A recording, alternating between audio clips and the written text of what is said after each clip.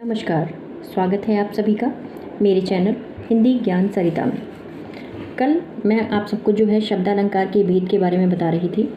शब्दालंकार के भेदों में नंबर 1 अनुप्रास अलंकार के भेद मैंने आपको पढ़ाए थे। आज नंबर 2 आप सभी को नंबर 2 पे जो आपका यमक अलंकार है इसके बारे में बताऊँगी। जैसा कि आप सभी पहले से पढ़ रखे होंगे, थोड़ा सा आपको इसके बारे में मालूम होगा कि जहाँ पर शब्दों या वाक्यांशों की आवृत्ति एक से अधिक बार हो, 2 बार हो, परंतु उनके अर्थ सर्वथा भिन्न हो, वहाँ पर आपका यमक अलंकार होता है। यहाँ पर एक चीज़ ध्यान देंगे, जहाँ पर शब्दों या वाक्यांशों की आवृत्ति, हम लोग क्या करते हैं अक्सर कि सिर्फ शब्दों पे ध्यान देते हैं कि शब्दों में देखा हमने तुरंत उसको यमक अलंकार कर लिया है, परंतु वाक्यांश अगर पूरा इतना वाक्यांश ये है, इसके बाद ऐसा ही वाक्यांश सेम दूसरा लिखा होगा तो वहाँ पर भी आपका यमक अलंकार ही होगा। खैर, जहाँ पर शब्दों या वाक्यांशों की आवृत्ति एक से अधिक बार हो परंतु उनके अर्थ सर्वथा भिन्न हो, जैसे उदाहरण के द्वारा समझेंगे। कहे कवि बेनी, बेनी ब्याल की चुराई लेनी। कहे कवि बेनी, आपने देखा है कि बेनी बेनी शब्द एक के बजाय 2 बार आया हुआ है, परंतु दोनों शब्द समान होते हुए भी इन दोनों शब्दों का अर्थ भिन्न है। एक बेनी का प्रथम बेनी इसका क्या होगा ना अर्थ, कवि का नाम लिया गया है कि कवि बेनी ये कह रहे हैं। बेनी दूसरी बेनी का अर्थ होगा चोटी, व्याल की चुराई लेनी, अर्थात 2 बेनी शब्द होते हुए भी दोनों का अर्थ अलग अलग ही है, इसलिए यहाँ पर आपका यमक अलंकार होगा। दूसरे उदाहरण से इसे समझेंगे। रति रति शोभा सब रति के शरीर की। यहाँ पे शोभा गलत लिखा हुआ है, शाह से शलजम वाला होना चाहिए, लेकिन क्योंकि काव्य पंक्तियाँ हैं ये इसी तरीके से लिखी हुई थी, काव्य में ये पंक्तियाँ इसी तरीके से लिखी हुई थी, इसलिए यहाँ पे शोभा है। इसका भावार्थ बताऊँगी, अर्थ बताऊँगी कि यहाँ पर कैसे आपने जाना कि यहाँ पर यमक अलंकार है। रति रति शोभा सब रति के शरीर की, आपने देखा यहाँ पे रति रति 2 बार आया है शुरुआत में ही, एक बार रति फिर आ गया है। कहने का तात्पर्य है कि 3 बार यहाँ पे रति आ गया है, तो क्या यहाँ पे यमक अलंकार नहीं होगा? होगा, बिल्कुल होगा। देखिए, रति रति समान अर्थ में हुआ है, मतलब कि रति के समीप, जरा जरा, थोड़ा थोड़ा, थोड़ी थोड़ी सी, शोभा सब, इसका अर्थ एक सा हो गया इन दोनों रति का, मतलब एक शब्द हो गया। दूसरा शब्द आपका कौन सा हो गया? रति, यानी कामदेव की पत्नी। यहाँ पर कामदेव की पत्नी रति और रति के समीप या समान जरा जरा के बारे में बात हो रही है, अतः यहाँ पर आपका यमक अलंकार होगा। इसके बाद हम शब्द अलंकार के तीसरे भेद पर चलते हैं, जिसे श्लेष अलंकार कहते हैं। श्लेष, जिसका शाब्दिक अर्थ चिपका हुआ होता है या मिला हुआ। श्लेष अलंकार की परिभाषा लिखते समय सबसे पहले हम यही लिखते हैं कि श्लेष अलंकार का अर्थ है चिपका हुआ, अर्थात जहाँ पर किसी शब्द का प्रयोग एक ही बार किया जाता है, जहाँ पर किसी शब्द का प्रयोग एक ही बार किया जाता है परंतु उसके कई अर्थ निकलते हों। शब्द केवल एक बार आएगा परंतु उसके अर्थ कई निकल रहे हों। उदाहरण के द्वारा इसे समझेंगे। जो रहीम गति दीप की कुल कपूत गति सोए, बारे उजियारो करे बड़े अंधेरो होए। कहने का तात्पर्य है कि यहाँ पर आपने देखा है कि दीप शब्द के नीचे मैंने अंडरलाइन की हुई है, रहीम जी का बहुत ही फेमस दोहा है ये। दीप, दीप जैसे ही हम सुनते हैं वैसे ही हमें लगता है कि दीपक की बात हो रही है, परंतु रहीम के दोहे हों या कबीर के दोहे हों, इन दोहों में क्या होता है कि इनके 2 अर्थ, कई अर्थ निकलते हैं जाके दोहों के। ये किसी न किसी प्रतिबिंब के द्वारा, किसी न किसी प्रतीक के द्वारा अपनी बात को कहते हैं, वही यहाँ पर कवि ने किया है। जो रहीम गति दीप की, दीप शब्द यहाँ अनेकार्थी शब्द के रूप में प्रयोग हुआ है। दीप शब्द एक तो इसका हो गया कि दीपक या दिया, और दूसरा इसका अर्थ हो गया कुपुत्र। जैसे ही आप इसका भावार्थ समझेंगे आपको तुरंत समझ में आ जाएगा। जो रहीम गति दीप की कुल कपूत गति सोए, रहीमदास जी कहते हैं कि जो स्थिति दीप की होती है, दीपक की होती है, कुल कपूत, कुल में उत्पन्न हुए कपूत की भी वही गति होती है। बारे उजियारो करे बड़ी अंधेरो हुए। बारे, जब उसे जलाया जाता है, दीपक को जब जलाया जाता है तब तो वो उजियारा करता है, उजियाला करता है। उसी प्रकार से जब कुल में कपूत, कोई भी कपूत शुरुआत से नहीं होता, लेकिन बच्चा जब जन्म लेता है तो उसे लोग उजियाला मानते हैं। परंतु बड़े अंधेरो हुए, यहाँ पर जो है बड़े का अर्थ बुझ जाना, और कुपुत्र के बड़े होने पर वो क्या कार्य करता है उससे लिया गया है, बड़े अंधेरो हुए, यानी कि जब दीपक बुझ जाता है तो वो अंधेरा हो जाता है। इसी प्रकार जो कपूत होता है, जैसे जैसे वो बड़ा होता है वो जो है बुरे कर्मों में पढ़कर अपने कुल का नाम जो है नष्ट करता है। अतः यहाँ पर आपने देखा कि दीप शब्द के दो अर्थ हैं, दीपक और कुपुत्र, और बड़े के बुझ जाना और कुपुत्र के बड़े होने से तात्पर्य है। अतः यहाँ पर आपका श्लेष अलंकार होगा। क्यों? क्योंकि दीप से दो अर्थ चिपके हुए हैं, बड़े से दो अर्थ चिपके हुए हैं, अतः यहाँ पर आपका श्लेष अलंकार होगा। इसी तरह से दूसरे उदाहरण के द्वारा हम फिर से इसे समझने की कोशिश करेंगे। माया महा ठगिनी हम जानी, तिरगुन फांस लिए कर डोले, बोले मधुरी बानी।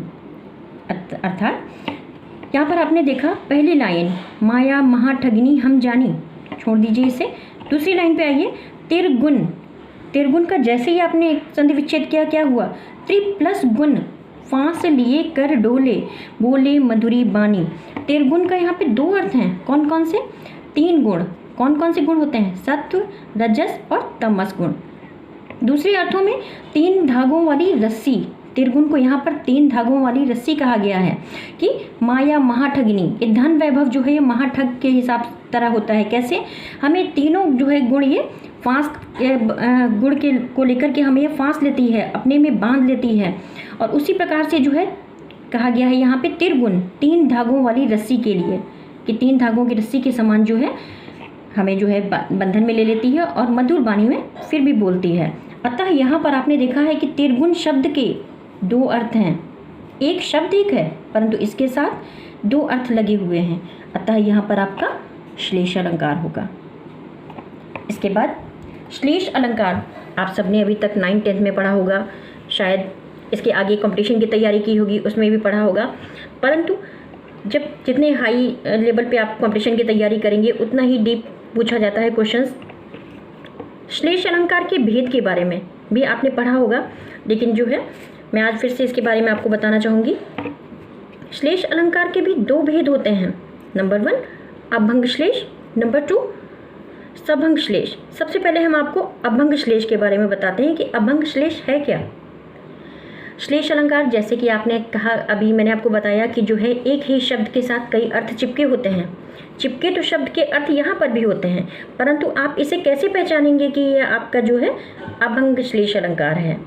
तो इसकी पहचान क्या होती है कि शब्द जो आएगा उसको बिना तोड़े उसके अनेक अर्थ निकलेंगे।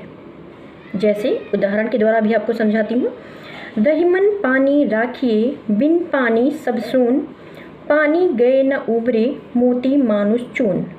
बहुत ही फेमस दोहा है, श्लेष अलंकार में ज़्यादातर छोटे बच्चों को ये दोहा याद कराया जाता है। अब आप लोग सोच रहे होंगे कि यहाँ पर एक शब्द एक बार कैसे आया है, जबकि दूसरी पहली लाइन में तो ये 2 बार पहले से आ चुका है। तो यहाँ पर आपको पहली लाइन से कोई भी मतलब नहीं होगा, केवल भावार्थ के लिए प्रयोग किया गया है। नीचे वाली लाइन देखिए, पानी गए न उबरे। पानी जब चला जाता है तो कौन कौन नहीं उबरता है उससे? मोती, मानुष और चून, ये तीनों जो हैं पानी जाने के बाद में नहीं उबरते हैं। तो पानी के यहाँ पे क्या क्या अर्थ हुए?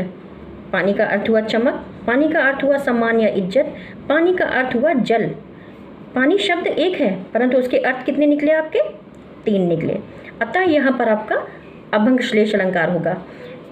अभंग श्लेष अलंकार एक तरीके से और समझिएगा कि देखिए, पानी शब्द को यहाँ हमने ये नहीं किया है कि पा प्लस आनी कर दिया है या किसी भी तरह से तोड़ के इसको प्रयोग किया है।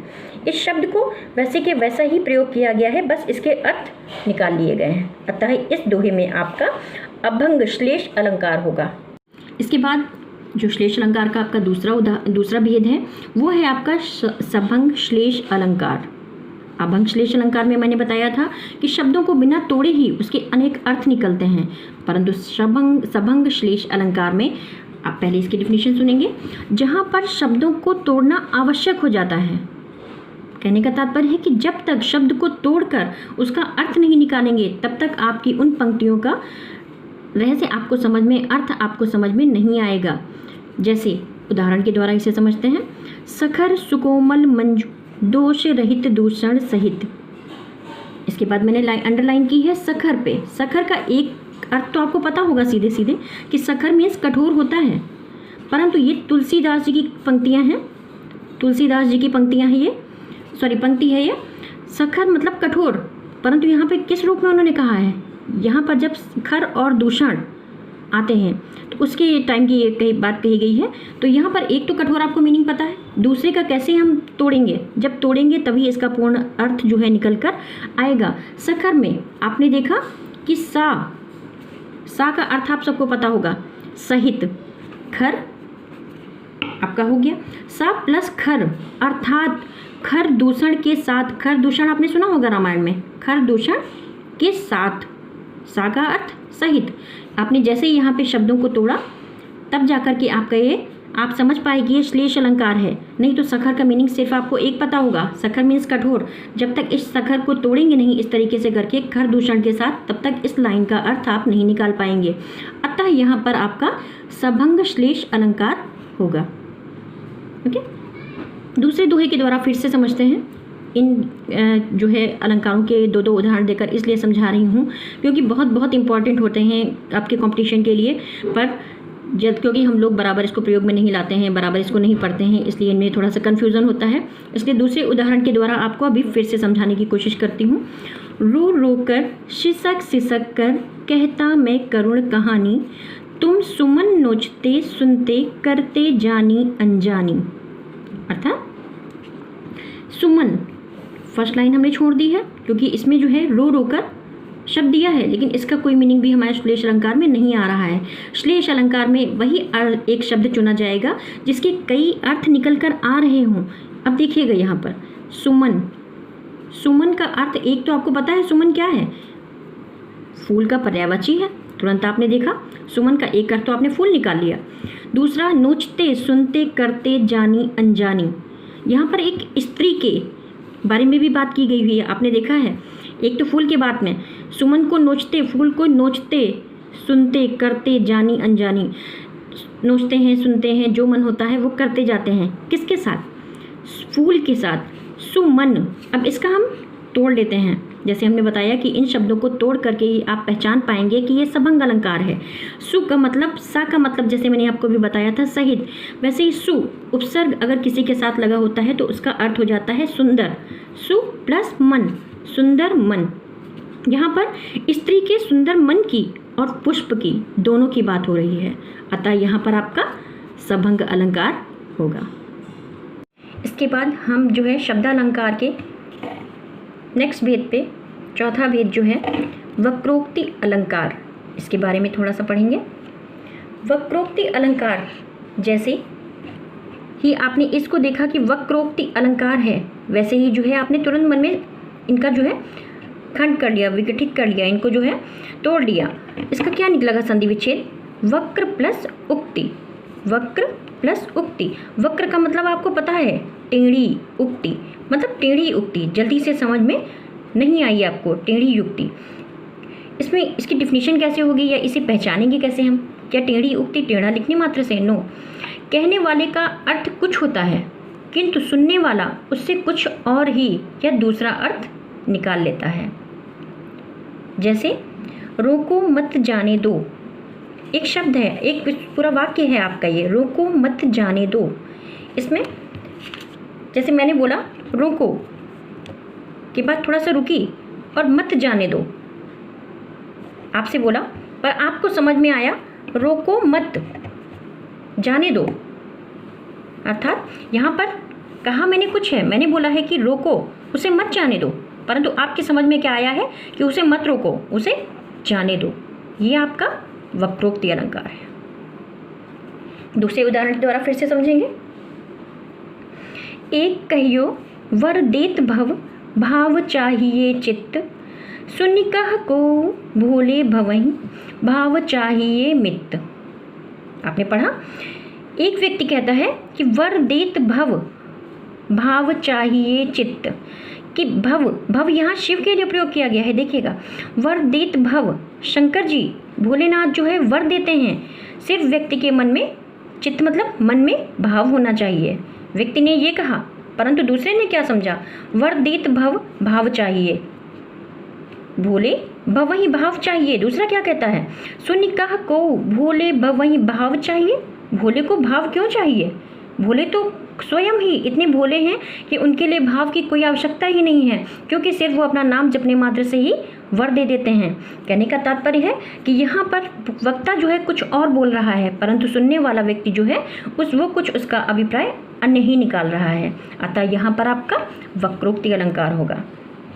इसके बाद फिर हम बताते हैं, वक्रोक्ति अलंकार भी मोस्ट इम्पॉर्टेंट है आपके जो कॉम्पिटिशन्स बेस्ड आपके एग्ज़ाम्स होते हैं उनके लिए बहुत बहुत इम्पॉर्टेंट है, क्योंकि सिंपल साधारण जो आपके अलंकार होते हैं ये तो हर कोई जानता है, लेकिन मेन मार्क्स उसी का मिलता है जाकर के, जिसका जो है इस टाइप के क्वेश्चंस एक दो जो टफ होते हैं थोड़ा सा सही हो जाते हैं जाकर के।